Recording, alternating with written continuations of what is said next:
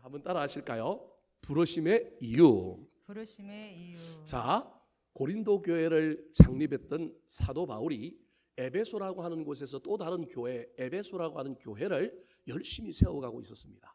고린도 교회에서는 1년 6개월을 있었고 에베소 교회에서는 이제 3년 동안 있으면서 교회를 세워가고 있는데, 바다 건너 에게해라고 하는 바다 건너편에 있는 고린도 교회에서 무역하는 글로에라고 하는 사람의 지편에 있는 사람들을 통하여 고린도 교회가 분쟁에 빠졌다라고 하는 소식이 들려옵니다. 너무 안타까워서, 교회가 싸우면 안 되는데 교회의 본질은 하나님께서 우리를 부르신 것은 싸우라고 부른 게 아닌데 왜 싸우고 있을까? 너무 마음이 안타까워서 그들을 향하여 편지를 보내고 있습니다.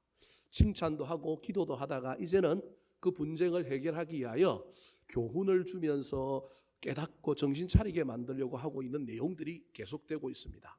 오늘 1장 26절부터 31절에 가장 중요한 두 단어가 나오는데, 그 단어는 뭐냐 하면 부르심이라고 하는 단어와 택하심이라고 하는 단어입니다. 26절이 어떻게 시작하느냐 하면 형제들아 너희의 부르심을 보라. 그러니까 정신을 차리게 하려고, 깨닫게 하려고 가장 그리스도인들의 본질을 잊어버리면 안 되는 하나님이 너희들을 왜 불렀는지를 붙들어라 라고 하는 것을 깨우쳐 주기 위하여 28절에는 부르심이라고 하는 단어를 쓰고 있고, 그리고 27절과 28절에 가면 택하심이라고 하는 단어를 쓰고 있습니다. 부르심이라고 하는 것은 큰 의미의 소명을 이야기합니다. 예수를 믿게 하신 것이 저와 여러분의 부르심입니다. 근데 예수를 믿게 하신 건 그냥 믿게만 하려고 하는 게 아니라 믿게 한 후에 우리에게 또 어떤 일을 맡기려고 하는 뭐가 있느냐 하면 사명의 택하심이 있습니다. 그래서 소명이 큰 거라고 한다면 이 소명 안에 저와 여러분에게 또 다른 작은 일, 어떤 일들을 우리에게 맡겨주신 사명이 있는 겁니다. 고린도 교회를 세우고 고린도 교회 안에 있는 성도들을 예수 믿게 하여 교회 교인이 되게 한 것은 팔을 나누어 싸우게 하려고 하는 것이 아니라 다른 일들이 있는데 왜 너희들은 그걸 잃어버리고 그걸 붙들지 못하고 엉뚱한 일에 지금 애를 쓰고 있느냐? 그러면서 하나님께서 너희들을 부르셨고 택하셨다라는 것을 이야기하고 있습니다. 그런데 그 부르심과 택하심이 좀 세상의 기준과는 좀 다릅니다. 회사에서 사람을 뽑을 때 여러분 엄격한 기준을 가지고 영어 점수도 보고요, 자격도 보고 인품도 보고 학점도 보고 여러 가지를 보잖아요. 못한 사람을 뽑을까요? 아니면 잘한 사람을 뽑을까요? 못한 사람을 뽑는 회사는 거의 없을 거예요. 물론 간혹 기상천외한 면접을 하는 데가 있어요. 저도 옛날에 회사에서 인사팀에서 뭐 한 5년 8개월 정도 일을 해봐서 아는데, 인사가 사람을 뽑는 채용의 기준이 탁월함을 가지고 뽑을 때도 있지만 때로는요 좀 역발상을 가지고 좀 엉뚱한 것을 가지고 뽑을 때도 있습니다. 해외에 또는 미개척 지역에게 어떤 사람을 내보내야 된다. 그럼 거기에 똑똑한 놈을 보내갖고 될 일이 아니라 어떤 사람을 보내야 되느냐 하면 아주 역발상과 아주 우직과 뚝심이 있는 사람을 보내야 되거든요. 그때는 실력이 아니라 얼마나 고난을 이길 수 있느냐, 얼마나 한란을 이길 수 있느냐, 타 문화권에 얼마나 잘 적응할 수 있느냐, 뭐 그런 걸 가지고 뽑는 거예요. 그래서 저도 옛날에 해외 지사에 사람 하나를 새로 만들고 뽑아야 되는데 회장님이 저한테 오다를 내렸는데 이제 저한테 좋은 사람 뽑으라는 거예요. 그래서 제가 회장님이 생각하는 좋은 사람의 기준은 뭡니까? 그랬더니 그 회장님이 저한테 이런 얘기를 하는 거예요. 어떤 한 놈을 아프리카에 보냈더니 신발 회사인데 아프리카에 직원 하나를 파송했더니 그 직원이 본부에 전화를 해가지고 여기에는 사람들이 신발을 안 신기 때문에 우리 회사가 있을 이유가 없습니다. 신발을 팔 수가 없습니다. 그랬더니 그 놈은 귀국을 해버리고 또 다른 한 직원을 보냈더니 그 친구는 회사에 전문을 보내야 하는데 뭐라고 했느냐 하면 무한한 시장이 여기 있습니다. 다 신발을 안 신고 있지만 제가 이 사람들을 설득해서 신발을 신기기만 하면, 신발의 유용성을 깨닫기만 하면 앞으로 이 대륙에서는 신발을 무지무지 팔 수 있습니다. 여러분 어떤 사람을 그 자리에 둘까요? 비전을 보고 팔 수 있다고 이야기하는 사람을 보내야 되지 않겠습니까? 근데 첫 번째 사람은 진짜 똑똑하고 인재인데 늘 계산하고 따지고 학률을 동원하고 뭐 이러는 거예요. 근데 두 번째 친구는 어떤 걸 보느냐 하면 뭐 미래에 대한 소망, 비전, 꿈, 자기가 보는 걸 보고 뚝심 있게 나가는 거예요. 그 회장님이 그 이야기를 하면서 저보고 그런 기준으로 사람을 뽑아라. 지금 우리가 해외에 사람을 보내려고 하는 것은 저 스웨덴의 이케아라고 하는 회사가 세계 최고의 가구 회사인데 거기에 가서 이케아를 이길 수 있는 지점을 하나 만들어 보는 게 목표니까 거기에 보낼 사람을 뽑으라는 거예요. 고민 많이 했습니다. 결국은 뽑아서 보내긴 했는데 잘 되지 않아서 제가 칭찬을 못 받았긴 했지만 처음에는 잘 되는 것 같았는데 그게 제대로 이루지 않고 도리어 이제 몇십 년이 지나가니까 이케아가 어디로 왔어요? 한국에 들어왔어요. 여러분들은 이케아를 모를 때 저는 옛날에 20대에 어디를 알고 있었냐면 이케아라고 하는 회사를 알고 있었어요. 그 회사가 스웨덴에 있는 회사인데 최고의 회사거든요. 세상을 뽑을 때도, 세상에서는 사람을 뽑을 때도 이렇게 똑똑한 사람, 잘난 사람을 뽑는데 오늘 본문에 보면 우리 하나님께서 사람을 부르시고 택하신 조건은 반대로 뽑는 거예요. 이걸 부르심의 역설이라고 합니다. 자, 26절 말씀 같이 한번 읽어볼까요? 시작. 형제들아 너희를 부르심을 보라. 육체를 따라 지혜로운 자가 많지 아니하며 능한 자가 많지 아니하며 문벌 좋은 자가 많지 아니하도다. 하나님이 너희를 불렀는데, 그리고 너희를 부를 뿐만 아니라 27절 28절에 가면 너희를 택하였는데 너희들이 잘나서 뽑은 게 아니라는 거예요. 3번이나 강조하는 거예요. 많지 아니하며 많지 아니하며 많지 아니하도다. 그러니까 세상적인 기준으로 보면 너희들은 문제가 많다라는 거예요. 왜 저런 26절의 표현을 쓰고 있느냐 하면 고린도라고 하는 그 도시가 세계 최대의 도시였던 당시에 로마가 인구가 100만이라고 한다면 고린도의 인구가 65만에서 70만 정도로 추정하는데 65만이라고 하면 그중에 소위 말하는 일반 시민, 그때는 자유인이라고 부르는 일반 시민이 얼마냐면 25만 명입니다. 그러면 그 일반 시민들을 먹여 살리고 그들을 돕는 노예가 몇만 명이 그 도시에 있느냐 하면 40만 명 정도가 있는 거예요. 그러니까 고린도 교회의 교인들이 소위 말하는 일반 시민, 자유인들도 있었지만 자유인들보다는 이 복음이 약한 자들, 가난한 사람들에게 얼마나 희망적인 복음이었는지 고린도 교회 안에 훨씬 더 다수의 사람들이 누가 있느냐 하면 소위 말하는 사회의 계층상 낮은 지대에 있는 사람들, 아주 약자들, 소외된 자들이 어디에 들어와 있느냐 하면 교회 안에 들어와 있는 거예요. 이건 지중해 연안에 있었던 모든 초대교회의 공식적인 법칙입니다. 그래서 골로새서라든지 에베소서라고 하는 성경에 보면 남편들아 아내들아 하고 난 다음에 그 다음에 뭐라고 얘기해요? 상전들아 종들아 이런 얘기를 해요.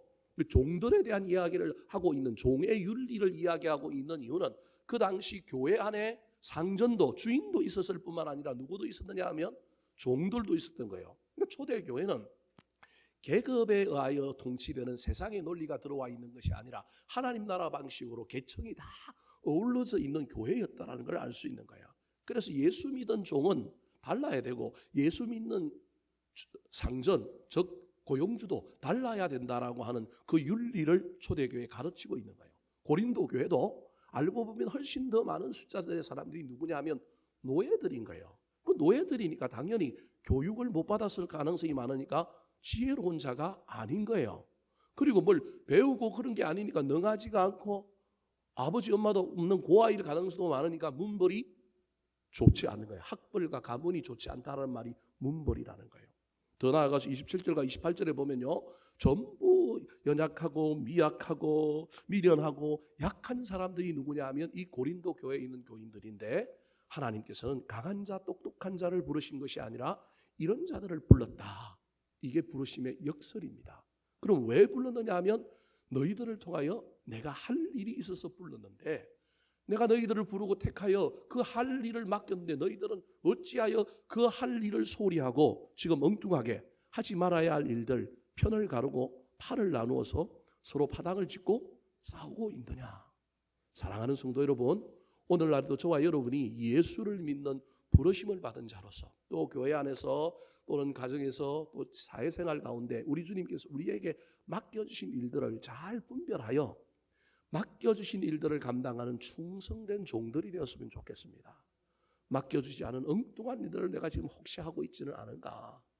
꼭 싸우느냐 싸우지 않느냐를 떠나서 내가 하나님께서 나에게 맡겨주신 그 일을 감당하고 있는 것이 아니라 엉뚱한 일을 하고 있다면 훗날 우리가 예수를 믿는 것으로 부르심을 받았기 때문에 구원은 받을 수는 있겠지만 하늘나라 가서 우리 주님께서 계산하실 때 넌 충성된 종이다, 너는 악한 종이다, 우리 주님께서 그렇게 말하지 않겠습니까? 문제는 악한 종이 되다 보면 처음 된 자가 나중 되는 것처럼 구원에서도 멀어질 수 있는 위기가 온다는 사실을 기억하셔서 저와 여러분은 우리를 부르시고 택하신 그 이유를 잘 깨달아서 어떤 시기가 우리 앞에 닥치든지 어떤 상황과 환경 가운데 있든지 그 본질을 잘 붙들고 나아가는 저와 여러분의 남은 생애가 되기를 우리 구주 예수 그리스도의 이름으로 축원합니다. 자, 그렇다면 고린도 교회를 향하여 사도 바울이 너희들을 왜 불렀다고 이야기할까요? 부르시고 택하신 이유가 무엇일까요? 첫 번째입니다. 따라 하시겠습니다. 부끄럽게 하려고. 부끄럽게 하려고. 제목이 좀 묘하죠? 누구를 부끄럽게 하려고 했을까요? 자, 27절과 28절 말씀입니다. 시작. 그러나 하나님께서 세상에 미련한 것들을 택하사 지혜 있는 자들을 부끄럽게 하려 하시고 세상에 약한 것들을 택하사 강한 것들을 부끄럽게 하려 하시며 하나님께서 세상에 천한 것들과 멸시받는 것들과 없는 것들을 택하사 있는 것들을 폐하려 하시나니. 자, 저 27절과 28절의 하늘색 글자들은 부르심의 역설에 해당되는 우리의 본질입니다. 미련한 자, 약한 자, 천한 자, 멸시받는 자, 없는 자. 여기서 이제 벌써 나는 아닌데 이러면 이제 골치 아픈 겁니다. 저와 여러분이 원래 우리 하나님 입장에서 보면 그런 자였는데 우리는 우리가 똑똑해서 내가 잘나서 예수를 믿었다고 생각하지만 우리 주님이 우리를 믿게 해서 믿은 건데 이게 이해되지 않으면 이제 신앙생활에서 어려움이 생기는 거예요. 하나님은 역설적으로 이런 우리를 불렀다라는 거예요. 그래서 26절에서는 불렀다고 이야기하지만 27절에 이제 뭐 했다고요? 택하였다라는 거예요. 예수를 믿는 것으로는 불렀고 이제 택하여 구체적으로 어떤 일을 하게 하려고 우리를 불렀다라는 거예요. 근데 그게 뭐냐 하면 27절에는 뭐 하게 하려고요? 부끄럽게 하려고 우리를 불렀고 택하였고요. 28절에는 뭐 하게 하려고요? 패하게 하려는 거예요. 그럼 누구를 부끄럽게 하고 누구를 패하게 하는 거예요? 반대되는 사람들이죠. 강한 자, 가진 자, 똑똑한 자죠. 그러면 저 말씀에 의거하면 하나님은 좀 흑백 논리를 가지고 편을 가르고 있는 분으로 우리가 이해할 수 있습니다. 이번 선거에처럼 여자와 남자랑 싸우게 만들고 뭔가 계층을 갈라치고 지역을 갈라쳐서 서로 싸우게 만들려고 하는 전략들, 인간에게는 맥힐지 모르겠지만 하나님 나라 방식에는 맥히지 않는데 어쩌면 저 27절과 28절에 보면 하나님이 의도적으로 부자들, 강한 자들, 똑똑한 사람들 하나님께서 그들을 미워하셔서 의도적으로 약한 자를 택하여 그 강한 자들을 그냥 우리 하나님께서 막 업신여기고 이상하게 그들을 폄하하려고 불렀다. 이렇게 이해할 소지가 있는 구절이 27절과 28절인 거예요. 근데 저 말은 저런 뜻이 아니에요. 하나님께서 의도적으로 흑백 논리를 가르고 계층의 어떤 경쟁을 시키려고 하는 것이 아니라 저기에 우리 주님의 가장 큰 목적은 뭐냐 하면 저기에는 뭐가 들어있느냐 하면 두 번째 이야기하겠지만 은혜와 감사가 들어있을 뿐만 아니라 또 다른 하나는 뭐가 들어있냐 하면 하나님의 주권이 들어있는 거예요. 무슨 말이냐면 지혜로운 자들을 부끄럽게 하고 세상의 힘과 권세를 받은 자들을 그렇게 하려고 하는 이유는 그들은 필연적으로 교만하여 내가 했다고 할 가능성이 많고 내 힘으로 되었다고 할 가능성이 많다 보면 이들은 그대로 놔두면 필연적으로 그 로직이 가진 자들만 잘되고 똑똑한 사람들만 출세하고 이런 로직이 계속해서 세상에 통용되고 통한다라고 하는 것이 세상에 알려져서 세상이 그렇게 된다고 한다면 우리나라가 지금 그런 추세가 있어서 이게 절망인 거예요. 이게 좀 안 되는 거예요. 이런 것들만 세상에 통용된다고 하면 세상이 어떻게 되겠느냐. 그런데 이런 것이 때로는 통용되지 않고 저는 많이 통용이 안 돼야 된다고 생각하는데 이런 것이 통용이 되지 않고 이런 것이 뒤집힐 수 있는데 그 일을 하시는 분이 누구라고요? 하나님이다. 여러분 그래야 계층의 어떤 변화가 일어나고 뭔가 좀 이런 일들이 있어야 계층에서 용이 나고 그래야 소망이 있고 그래야 되지 않겠습니까?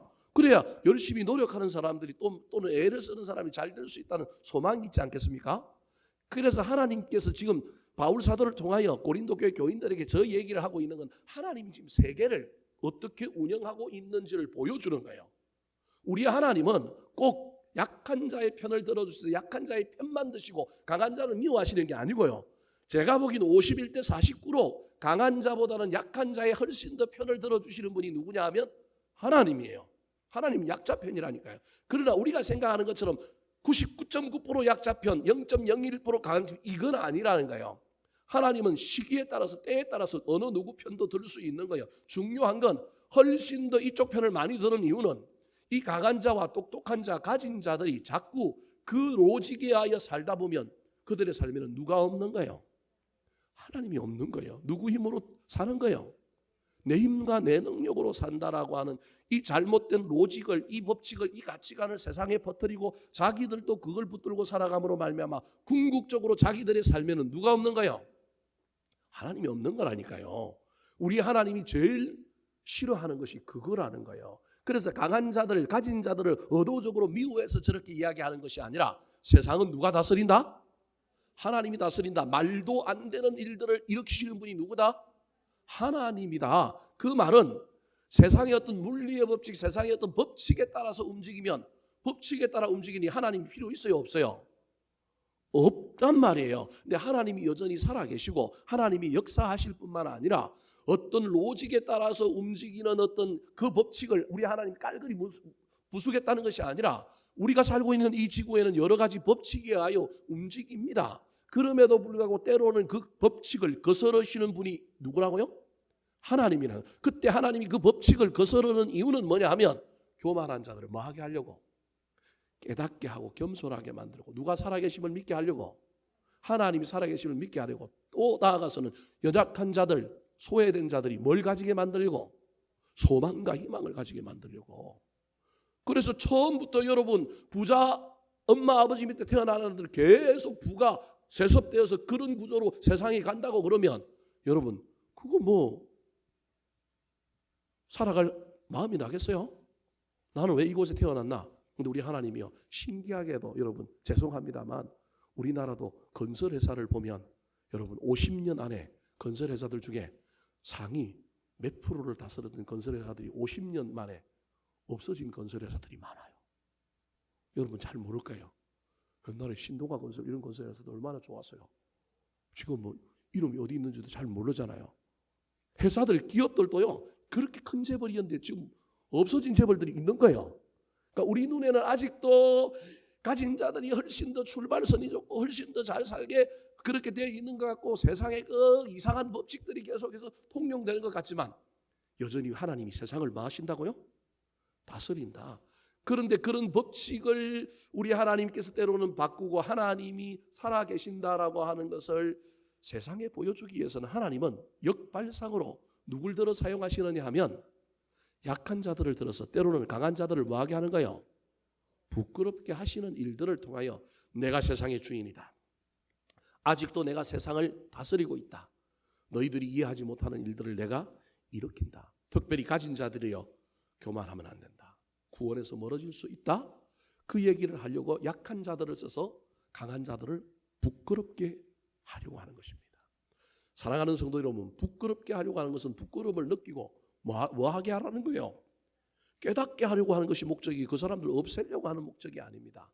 그러므로 저와 여러분이 혹시 강한 자, 가진 자, 저와 여러분이 그런 편에 서 있다고 한다면 나는 하나님 없이 이 법칙만 붙들고 이 논리만 붙들고 지금 달려가고 있지는 않은지 잘 살펴보시고 나의 나된 것이 주의 은혜라고 고백할 수 있었으면 좋겠습니다. 내 힘으로 내가 여기까지 왔습니다. 내가 잘나서 이것을 이루었습니다. 그것이 아니라 하나님께서 하셨습니다. 절대 교만하지 않고 교만의 자리에 은혜의 자리에 형통의 자리에 올라갔을지라도 겸손하려고 애를 쓰는 저와 여러분이 되기를 우리 구주 예수 그리스도의 이름으로 축원합니다. 두 번째 하나님께서 고린도 교회 교인들을 향하여 너희들의 본질은 하나님이 부르시고 하나님이 택하셨는데 왜 그 본질을 잊어버리고 지금 엉뚱한 짓을 하고 있느냐? 그다음 너희들을 부르시고 택하신 이유가 무엇인지를 깨달아라. 두 번째 그 부르신 이유가 무엇일까요? 따라하시겠습니다. 자랑하지 못하게 하려고. 자랑하지 못하게 하려고. 자, 29절 말씀 같이 한번 읽어볼까요? 시작. 이는 아무 육체도 하나님 앞에서 자랑하지 못하게 하려 하시냐. 자, 앞에 부끄럽게 하려고 하는 것은 교만한 자들, 가진 자들에 대한 경고라고 한다면 29절은 사실은 누구에 대한 경고냐 하면 하나님이 들어 쓰셔서 그 강한 자들, 가진 자들을 부끄럽게 하신 도구로 썼던 사람들, 따지고 보면 누구를 향하여 이야기하고 있냐면 고린도 교회 교인들을 지금 향하여 이야기하고 있는 거예요.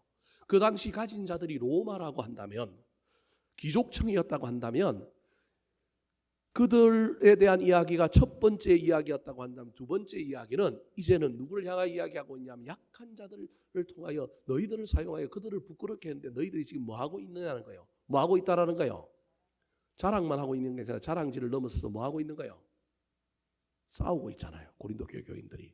근데 싸움의 핵심이 뭘로 시작한 거예요? 자랑으로 시작했다라는 거예요. 뭘 자랑한 거예요? 난 누구 밑에서 배웠다? 나는 아볼로 밑에서 배웠다. 나는 게바 밑에서, 베드로 밑에서 배웠다. 나는 바울에게서 배웠다. 야, 니들은 사람한테 배웠냐? 나는 예수님께 직통으로 계시를 받았다. 우리가 더 낫지? 그러니까 자랑이 분쟁의 원인이라는 거예요. 그래서 여러분, 인언이라고 하는 것은 너희들을 불러서 그 강한 자들과 지혜로운 자들을 부끄럽게 한 것은, 그래서 인언이라고 하는 말이 나오기 때문에 29절은 누구한테 하는 얘기냐면 약한 자들, 부르심을 받은 자들에게 하는 거예요. 그래서 아무 육체도라고 하는 말이 나오잖아요. 여기 이게 아무 육체도에는 누가 해당되냐면 앞에 나오는 부끄러움을 당해야 될 그 사람들도 해당되지만 여기 누구도 해당돼요? 부끄럽게 하려고 하나님의 부르심과 선택을 받은 고린도 교회 교인들도 해당되는 거예요. 그러니까 아무 육체도 하나님 앞에서 뭐 하지 못하게 하려고요? 자랑하지 못하게 하려고 했다라는 겁니다. 그러므로 강한 자들이 교만하여 자신들 힘으로 됐다고 이야기하는 것, 그거 우리 하나님 보지 못하고 부끄럽게 만드는 것처럼 너희들을 통하여, 너희들을 사용하여 그 강한 자들을 부끄럽게 했을 때 너희들도 하나님께 쓰임받았다고 감사해야 되는데, 나를 택하여 주심에 우리 주님의 놀라운 은혜입니다라고 감사하고, 은혜 때문에 아이고 이런 부족한 나를 써주시니 감사합니다, 겸손해야 되는데 지금 뭐 하고 있다고요? 자랑하고 있다라는 거예요. 그래서 자랑하면 된다는 거예요, 안 된다는 거예요? 안 된다는 거예요. 그러므로 저 29절은 이는 아무 육체도 하나님 앞에서 자랑하지 못하게 하려 하심이라, 저 부정문이 들어있단 말이에요. 저걸 긍정문으로 바꾸면 이는 모든 육체가 하나님 앞에서 은혜에 감사하게 하려 하심이라, 이렇게 번역할 수 있는 거예요. 해야 될 것이 뭐냐 하면 감사고, 하나님의 은혜에 대한 우리 주님을 높이는 찬양이 있어야 되는데 은혜의 찬양도 없고 감사도 없고, 도리어 지금 뭐 하고 있느냐 하면 내가 누구한테 배웠다, 내가 이런 자랑만 하고 있는 거예요. 간혹 큰 교회 다니는 사람들이 자기가 큰 교회 다닌다라고 하는 배경을 가지고 작은 교회 교인들에게 많이 자랑을 하는 겁니다. 여러분, 거기에 너무 기죽지 마시기 바랍니다. 큰 교회 다닌다고 믿음이 절대 큰 건 아닙니다. 제가 보기엔 여러분, 작은 교회 다닌다고 믿음이 절대 작은 것이 아닙니다. 막 내가 막 프로그램을 뭘 하고 있고, 우리 교회는 뭐가 있고 뭐 우리 교회는 뭐 없는 것도 없고. 제가 옛날에 부목사 시절에 큰 교회 다녀봐서 알잖아요. 큰 교회 가면 뭐도 있냐면 병원도 있어요. 주일날만 병원이 열린다니까요. 주일날만. 그 부목사 시절에 제가 얼마나 감사해야 되는지. 때로는 몸이 아프고 그러면 교회 안에 주일날 의사들이 와가지고 이제 병원 공간이 있는데 평일 때는 안 하고 주일 때만 하고, 간혹 이제 토요일이라든지 이럴 때도 간혹 하기도 하는데 하는 거예요. 치과에서부터 다 있어요. 힘들면 밑에 내려가가지고 이제 쿰 치유센터라고 이름을 붙여놨는데 거기 내려가고 그 의사들한테 집사님 너무 힘들고 너무 지금 몸살 날 것 같은데, 그러면 목사님 앉으십시오. 뭐 한 대 준다고요? 영양제 한 대 준다라는 거예요. 그 의사가 지금 지난번에 여기 하정에 의사 하나 있어요. 그래서 그 의사가 요즘도 저한테 전화해가지고 목사님 뭐 한번 오세요 자꾸 그러는데 내가 시간이 없어서 못 가서 혈압약만 타러 다니는데 그러는 거예요. 그러니까 막 병원에 가면 의사도 있고 병원도 있다라는 거예요. 왜 있느냐 하면 의사들이 자기가 가지고 있는 달란트를 가지고 소위 말하는 이주민들, 외국인 노동자들, 이런 사람들 병원에 잘 못 가잖아요. 의료보험이 없고 그러기도 하고, 또 소위 말하는 정식으로 등록되어서 일하는 사람들이 아니고 그냥 불법 체류하고 있는 사람들은 병원에 못 가잖아요. 그런 사람들 치료 받게 해주는 거예요. 주일날 와가지고 자신들이 가지고 있는 달란트와 그것들을 하는 거예요. 교회는 공간하고 의료기기 이런 것들을 조금 사주고 구매해서 그런 일을 하고, 또 그 선교팀들이 1년에 몇 번씩 또 해외 봉사도 가기도 하고 무이촌 지역에 하기도 하고. 나쁜 건 아닙니다. 좋습니다. 그런데 여러분, 그게 있다고 자기 신앙하고 뭔 관련이 있어요? 에? 병원이 있다고 기도를 많이 해요? 병원 많이 있는 거하고 기도 많이 하는 거 관련이 있어요? 우리 교회는 새벽 기도에 사람이 얼마나 많이 모이는지 모른대요. 주일날 10,000명, 7,000명에서 10,000명 정도 오는데 새벽에 가보면 200명 또는 많이 앉아있으면 한 400명 앉아있어요. 많이 나올 때는 한 450명 나왔어요. 제가 있을 때. 그럼 주일날 7,000명 나오는데 450명 왔으면 10%가 돼요? 안 돼요? 안 되잖아요. 그건 생각을 안 하는 거예요. 그런데 우리 새벽 기도 몇 명 모인다고요? 400명 모인다고 막 300명 모인다고 막 자랑하는 거예요. 그럴 때마다 저는 얘기해요. 야, 우리는 교회 주일날 몇 명 나오는데 우리는 새벽에 몇 명 나온다? 예, 저의 프라이드입니다. 저는 늘 비율로 하늘나라 가서 하나님하고 계산할 때 뭘로 하자고요? 비율로 하자. 비율로 하자. 예. 작은 교회 목사가 그래도 객기라도 부리려면 그런 근거라도 그런 명분이라도 가지고 있어야 되지 않겠습니까? 그래서 늘 저는 막 그런 얘기들을 목사들 만나면 얘기합니다. 하나님이 어떤 기준을 가지고 어떻게 평가하고 어떻게 판단하실지는 아무도 모릅니다. 가봐야 합니다.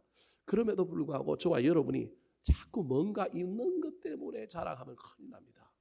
제가 늘 이야기하잖아요. 큰 교회 교인들이 전부 자기들의 믿음이 큰 교회가 좋은 일도 많이 하고 뭐도 많이 하고 막 신앙적으로 여러 가지 프로그램도 있고 활동도 많이 하니까 그 교회 다니니까 자기들의 프라이드가 높아갖고 자기들이 막 신앙생활을 잘하는 줄 알고 착각할 때가 얼마나 많은지 모릅니다. 그래서 제가 늘 예를 들잖아요. 차가 있는데 밤에 가로등이 막 켜져 있으니까 자기는 헤드라이트 전조등을 켜지도 않았는데도 도로가 밝으니까 갈 수 있어요? 없어요? 운전 얼마든지 합니다. 처음 운전하는 사람들 간혹 뭐도 안 켜고 가요. 헤드라이트 안 켜고 간다니까요. 나 이게 길이 밝으면 헤드라이트 지가 켰는지 안 켰는지도 모르고 밝을 줄 알고 간다니까요. 근데 여러분 어둠이 몰려와 봐요. 고난이 와봐요. 자기가 불 안 켜면 갈 수 있어요? 없어요? 칠흑 같은 얼음을 자기가 전조등을 안 켜고 어떻게 갈 수 있어요? 나의 신앙의 차에 지금 불이 들어와 있는가 없는가를 잘 살펴봐야 됩니다. 자기 신앙의 등에 차에 불도 안 켜진데 교회가 불 켜갖고 환하게 해놨다고 자기가 그 교회에서 신앙생활 한다고 자기도 좀 불 켰다고 착각하고 신앙생활하는 사람들이 얼마나 많은지 몰라요. 그런 거 갖고 자랑하는 거예요. 여러분 엉뚱한 거 갖고 자랑하면 큰일 납니다. 하나님 앞에서 자랑할 것이 아니라 우리는 감사해야 합니다. 하나님의 은혜에 대하여 우리 주님께 감사하고 찬양하는데 앞장서는 저와 여러분이 되기를 우리 구주 예수 그리스도의 이름으로 축원합니다. 마지막으로 고린도 교회 교인들을 향하여 사도 바울이 그 교회 성도들을 왜 부르고 왜 택하셨는지 설명하고 있을까요? 따라하시겠습니다. 주 안에서 자랑하게 하려고. 주 안에서 자랑하게 하려고. 자, 그럼 자랑하지 말고 감사해라. 은혜를 찬양해라. 그럼 감사는 전혀 자랑은 전혀 못합니까? 아닙니다. 자랑할 수 있습니다. 31절에 보면 어디에서 자랑하라 그래요? 같이 한번 읽어보겠습니다. 시작. 기록된 바 자랑하는 자는 주 안에서 자랑하라 함과 같게 하려 함이라. 어디서 자랑하라고요? 주 안에서 자랑해요. 그럼 주 안에서 자랑하는 게 어떤 거예요? 뭐가 주 안에서 자랑하는 거예요?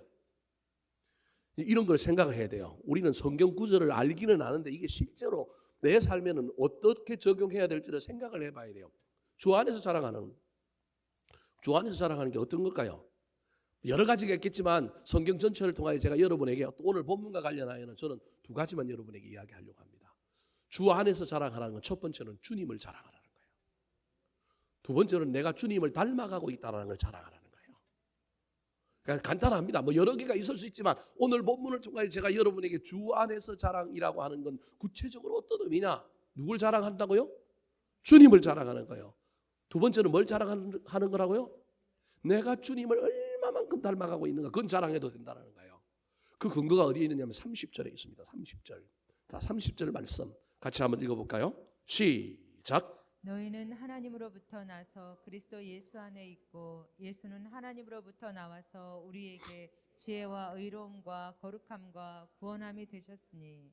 자, 예수님의 예를 들은 거예요. 예수님은 하나님으로부터 나왔어. 이제 저게 이제 순종인데 세 번째 하나 더 보탠다면 순종을 보탤 수 있는데 거기까지는 일단 놔두고 예수님은 하나님으로부터 나와서 우리에게 뭐가 되셨다고요? 지혜와 의로움과 거룩함과 뭐가 되었다고요? 구원함이 되셨다. 그리고 난 다음에 31절에 뭐라고 하냐면 자랑하려면 어디서 자랑하라고요? 주 안에서 자랑하는 거예요. 그럼 주 안에서 자랑하라는 말은 30절에 나온 예수 그리스도의 그 놀라운 사랑과 은혜를 말하는 거예요. 자랑하는 거예요. 그분이 우리에게 지혜가 되시고 어려움과 거룩함이 되시고 우리를 구원해 주셨던 구원함이 되셨다라고 하는 그 하나님의 놀라운 구원의 은혜, 그 하나님의 놀라운 사랑, 예수 그리스도의 십자가, 이런 걸 자랑하라는 거예요. 그래서 주 안에서 자랑하라고 하는 말은 주님을 자랑하라는 거예요. 주님을 자랑하는 것도 여러 가지가 있겠지만 최고의 주님 자랑은 주님이 날 뭐 하셨다고요? 구원하셨다라는 거예요. 이거 자랑하면 된다는 거예요. 그 자랑이 내 안에서 넘쳐서 세상으로 흘러가면 그게 뭐예요? 전도. 무슨 말씀이 이해되시죠? 그 전도가 최고의 자랑이라니까요. 주님을 자랑하는 거 이꼴 제가 지금 여러분에게 뭐라고 쓰면 전도라는 거예요. 그러니까 우리가 전도 안 하면 누구 자랑하는 거예요? 주님 자랑 안 하는 거라니까 사실은. 그래서 주 안에서 자랑해야 될 게 1번이 주님을 자랑하는 건데 우리가 주님 자랑 안 하면 이게 전도가 안 하고 있는 거예요. 전도해야 된다는 거예요. 꼭 사람을 데리고 오라는 얘기가 아니라 안 믿는 자녀들에게도, 안 믿는 남편에게도, 안 믿는 가족에게도 예수님 나 구원해 주셔서 나 이건 잊을 수 없어. 이야기해 주는 거예요. 그게 주님 자랑하는 거예요.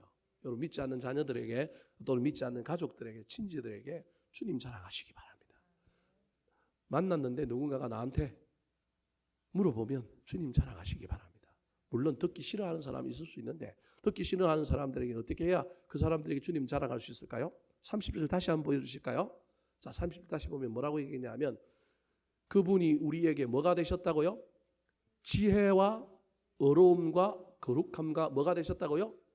구원함이 되셨다라는 거예요. 저 말이 우리의 삶 속에 우리가 예수 그리스도를 믿음으로 말미암아 주님으로 말미암아 우리가 삶의 현장에 지혜가 생기고 주님으로 말미암아 삶의 현장에서 주님께 있었던 그 어려움과 거룩함이 내 안에 채워지고 내가 기도함으로 말미암아 내 삶에 구원의 놀라운 역사가 일어날 때 사람들이 나한테 너는 어떻게 그 어려운 가운데도 그렇게 사냐? 너 참 매력적이다. 그때 내가 이렇게 된 이유는 누구 때문이라고요? 예수님 때문이라고. 뭐 하면 돼요? 자랑하면 돼요. 그러려면 사람들이 우리를 향하여 뭔가 호기심을 가지고 매력을 느끼고 우리를 향하여 뭔가 질문을 할 수 있을 정도가 되면 내가 누굴 닮아간다는 거예요? 예수님을 닮아간다는 거예요. 그래서 예수님을 닮아가기 때문에 예수님을 닮는 것은 내 삶에 여러분 변화가 일어난 거예요. 개떡 같은 옛날의 내 모습이 아니라 조금 달라진 내 모습이 있는 거예요. 그래서 그 내 모습 때문에 사람들이 묻는 거예요. 목사인 저도 제 아내한테 늘 묻는 것 가운데 하나가 우리 결혼 초기에 당신 나 만났던 거하고 지금 내가 그래도 좀 변했냐 안 변했냐 물어보는 거예요. 안 변했다 그러면 저는 이제 목회자로서 이게 이 강단에 설 의미가 없어요. 물론 부분적으로는 옛날보다 더 지독한 면이 있을 수도 있겠죠. 저 왼수 같은 놈 더러운 놈 만나고 고생한다. 그런 마음이 어떤 부분적으로는 들 수도 있겠죠. 그런데 삶의 긴 안목에서 보면 그 젊은 시절에 거칠고 또 때로는 조금 부족했던 그 모습이 예수 믿고 목회자가 되고 나서 지금까지 오는 가운데 그래도 변했다라고 하는 이야기를 자기 가장 가까이 있는 아내에게 남편은 들어야 하지 않겠습니까? 저 혼자 그렇게 생각하는지 몰라요. 우리 집 사람한테 물어보세요. 저는 그래서 간혹 물어봅니다. 그래서 변했다. 자녀들이 우리 아버지가 목사인데 우리 아버지가 예수를 믿었는데 우리 아버지가 예수 믿고 나이가 들어가고 신앙생활 오래 하면서 우리 아버지가 옛날에 나한테 꿀밤을 때리더니만 요즘은 꿀밤 때릴 일이 아니라 몽둥이로 쥐패야 될 일이 벌어졌는데 참네. 우리 아버지 달라졌네. 여러분 그런 것이 생겨나야 하지 않겠습니까? 비록 지금은 서로 대면대면해서 나이들이 들어가니까 어디 가자 그래도 안 가고 밥도 제대로 같이 못 먹고 그러지만 그래도 아이들 마음속에는 이미 부모들을 향한 자기들 나름대로 인식과 이미지가 있지 않겠습니까? 그 이미지 속에 우리는 지금 어떤 모습입니까? 여러분 주님 닮아가시기 바랍니다. 교회 안에서도 사람들이 우리를 보고 있는데 아이고 저분은 예수를 믿고 저렇게 오래됐는데 어찌 저렇게 안 변하나? 골치 아픕니다. 여러분 변해야 됩니다. 그 변하는 것이 누굴 닮아가는 거라고요? 예수님 닮아가는 거예요. 그 예수님 닮아가는 건 주님 앞에 자랑할 수 있습니다. 그래서 저도 간혹 제 아내한테 뭐 좋은 일 하고 뭐 좀 폼나는 일 하고 나면 자랑합니다. 하나님 앞에 그 정도 자랑은 우리 주님께서 교만하다 그렇게 말하지 않을 겁니다. 나의 성장과 성숙과 진보를 자랑하시기 바랍니다. 대놓고 싸울 일이 아니라 자랑함으로 말미암아 서로 긴장하고 갈등할 일이 아니라 저와 여러분이 주님을 닮아가고 우리의 삶 속에 예수 그리스도를 자랑하는 일이 늘어남으로 말미암아 주님께 영광 받고 주님께서는 영광을 받으시고 그 영광 받으신 주님께서 우리에게 더 다른 놀라운 은혜를 주셔서 우리의 삶의 변화와 인격의 변화뿐만 아니라 생활의 놀라운 하나님의 은혜가 넘치는 변화가 일어나게 되기를 우리 구주 예수 그리스도의 이름으로 축원합니다. 한번 따라 하실까요? 부르심의 이유, 부르심의 이유 부끄럽게 하려고, 부끄럽게 하려고 자랑하지 못하게 하려고, 자랑하지 못하게 하려고 주 안에서 자랑하게 하려고. 주 안에서 자랑하게 하려고